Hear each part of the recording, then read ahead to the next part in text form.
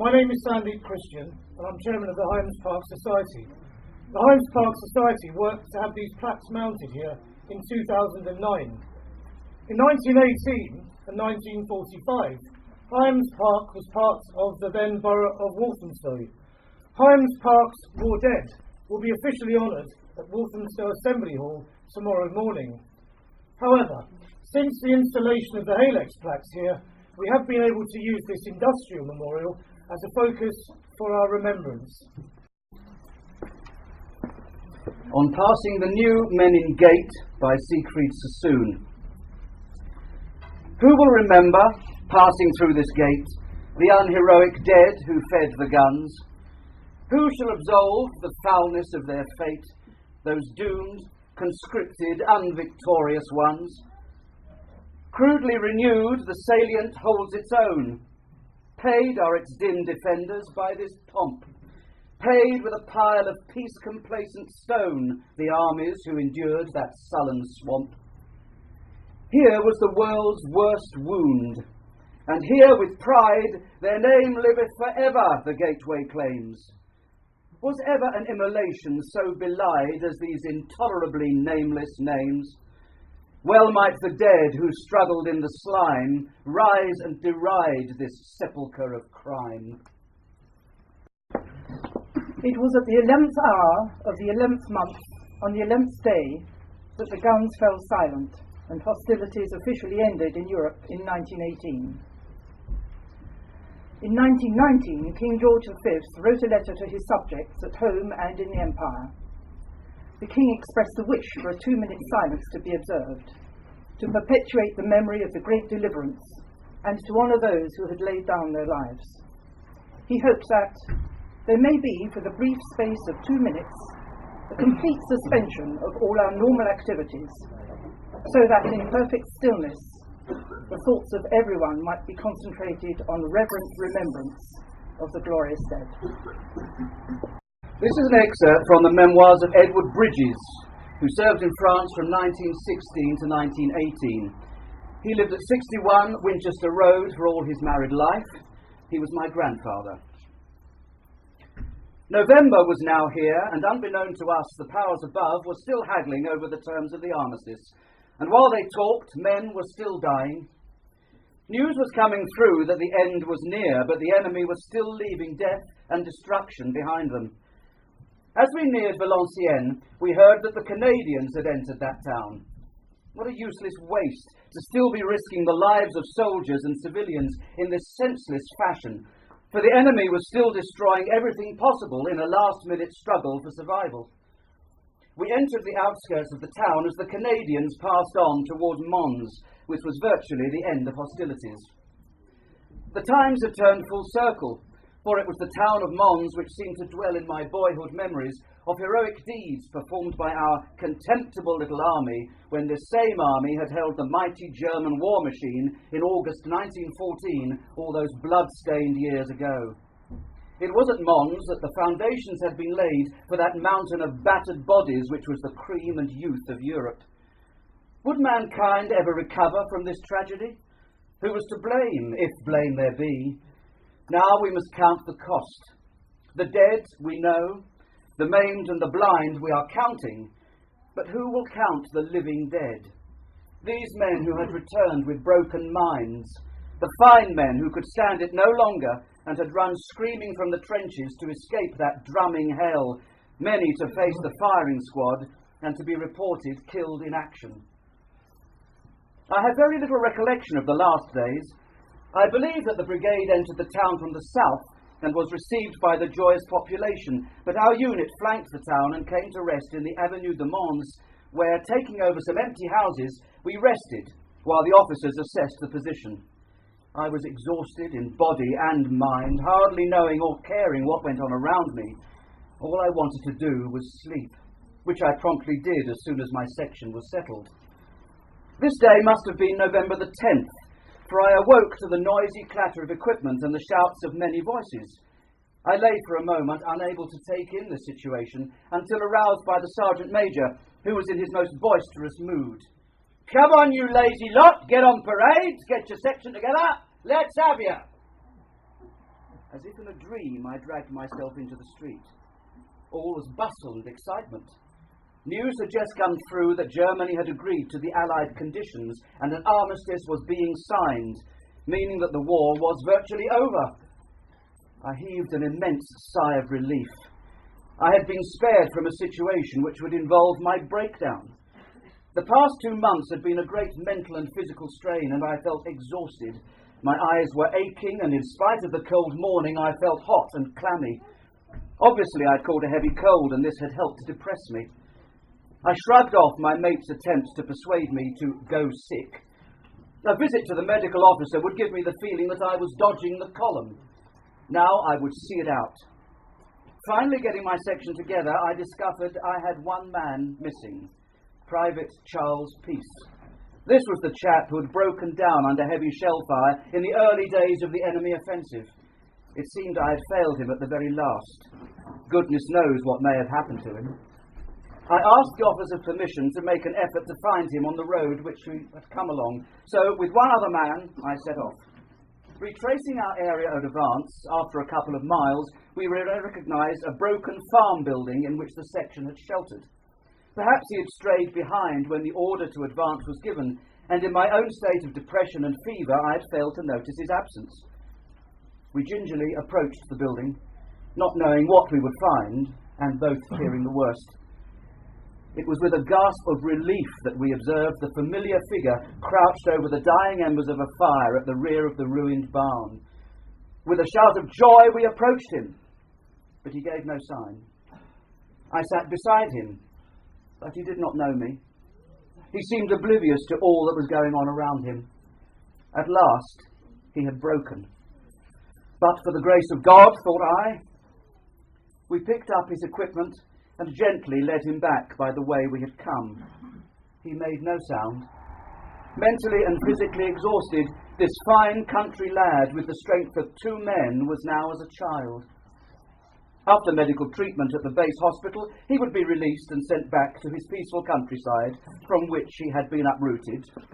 No honours, no rank, no gold stripes, just an ordinary British Tommy who had been torn from his peaceful roots to serve his country. Dulce et Decorumus by Wilfred Owen. Bent double, like old beggars under sacks, knock-kneed, coughing like hags, we cursed through sludge, till on the haunting flares we turned our backs. And towards our distant rest began to trudge. Men marched asleep, many had lost their boots, but limped on, bloodshod. All went lame, all blind, drunk with fatigue, deaf even to the hoots of gas shells dropping softly behind. Gas! Gas! Quick, boys! An ecstasy of fumbling, fitting the clumsy helmets just in time. But someone still was yelling out and stumbling, and floundering like a man in lime or fire. Dim through the misty panes and thick green light, as under a green sea I saw him drowning. In all my dreams, before my helpless sight, he plunges at me, guttering, choking, drowning. If in some smothering dreams you too could pace behind the wagon that we flung him in, and watch the white eyes writhing in his face, his hanging face like a devil sick of sin. If you could hear at every jolt the blood come gargling from froth-corrupted lungs, obscene as cancer, bitter as the cud of vile, incurable sores on innocent tongues. My friend, you would not tell with such high zest to children ardent for some desperate glory the old lie, dulce et decorumus pro patria mori. Assembled here this morning beside the Halex plaques, we are all renewing an important link between Highams Park and the past. However, standing here today, on the day before the nation remembers 100 years since the end of World War I, is a humbling experience. The names we see before us take us a very long way from Highams Park. The Somme, Palestine, Gallipoli, theatres of war, areas of bloodshed, ordinary men caught up in horrific international events. We are here today to say thank you and to honour the men whose names are writ here. The Xylonite Works, which was the original name for Halex, was a big part of life in Highams Park from the 1890s right until the early 1970s. The Xylonite Works was situated on Larksall Road, on a site bounded by the Rolls in the north and Higham Station Avenue in the west, and was enormous. The works employed around 1,000 people, both men and women, and its employees came not only from Highams Park, but from the surrounding neighbourhoods of South Chingford, Chapel End, Chingford Hatch, and parts of Walthamstow. After the carnage of World War I, war memorials were erected in towns and villages across the land. In Highams Park, names were written on plaques in the local churches. All of these survive. With relation to the Xylonite workers, the Merriam family, owners of the factory, decided to erect a grand Portland stone obelisk, on which the larger of these two plaques was mounted in 1919. The smaller plaque was mounted in 1946. The obelisk stood roughly where Magnus is now, just on Larksall Road. In the early 1970s, the factory closed, and the land on which it stood was sold. The obelisk was broken up, and the plaques were moved to the sister factory of Halex, Brantham, in Suffolk. There was an obelisk there too, and our plaques were then mounted on that obelisk. In 2009, after negotiations with Brantham Parish Council, permission was granted to bring the plaques back to Highams Park. The story of the plaques is now part of the history of Highams Park, and thanks to the work of many local people and groups, these men will be remembered forever. In 1919, King George V said that he wished to perpetuate the memory of the men who had given their lives for their country's freedom. This year, the Royal British Legion's campaign has had the simple title and message of #ThankYou100. To say thank you, a local group in Highams Park has been knitting and crocheting poppies. The poppies represent all of the men we know of from Highams Park who fell in the Great War, and include some of the Halex workers. 100 years is a long time, but here in Highams Park we have not forgotten the sacrifice that these men made. 100 years is a long time, therefore today's ceremony is all the more poignant. But this weekend in Highams Park, 100 years since the armistice, note the crosses on the grass outside, see the poppies in this library, one for each man who died. Stand outside the houses and look at posters in the windows of the houses of local men who fell in this terrible conflict, and look upon these names and truly say, their name liveth forevermore. The Fallen by Robert Lawrence Binion. With proud thanksgiving, a mother for her children, England mourns for her dead across the sea. Flesh of her flesh they were, spirit of her spirit, fallen in the cause of the free. Solemn the drums thrill, death, august and royal, sings sorrow up into immortal spheres. There is music in the midst of desolation, and a glory that shines upon our tears. They went with songs to the battle, they were young, straight of limb, true of eye, steady and aglow. They were staunch to the end against odds uncounted. They fell with their faces to the foe. They mingle not with their laughing comrades again. They sit no more at familiar tables of home. They have no lot in our labour of the daytime. They sleep beyond England's foam. But where our desires are and our hopes profound, felt as a wellspring that is hidden from sight, to the innermost heart of their own land they are known as the stars are known to the night. As the stars that shall be bright when we are dust, moving in marches upon the heavenly plain, as the stars that are starry in the time of our darkness, to the end they remain.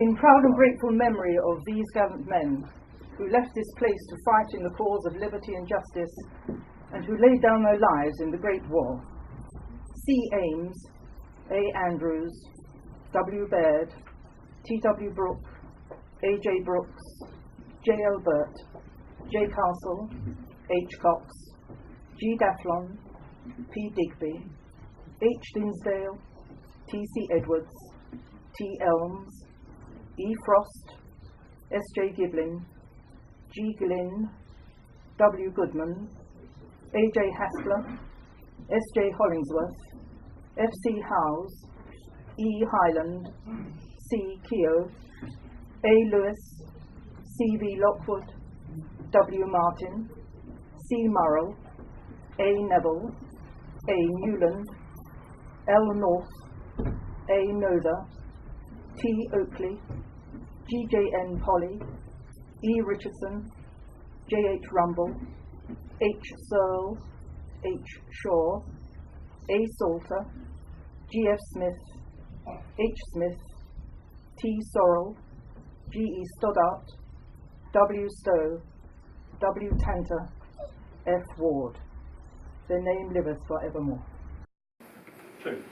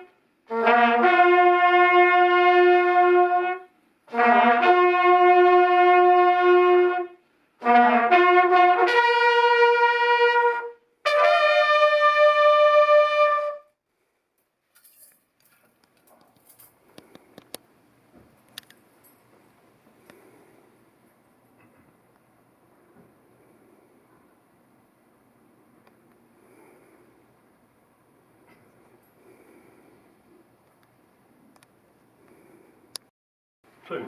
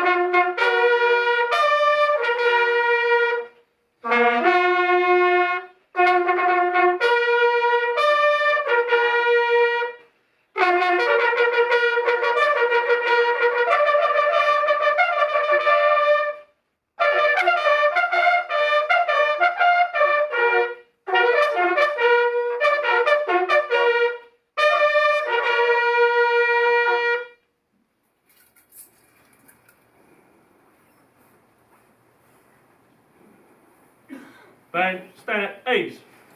Stand easy.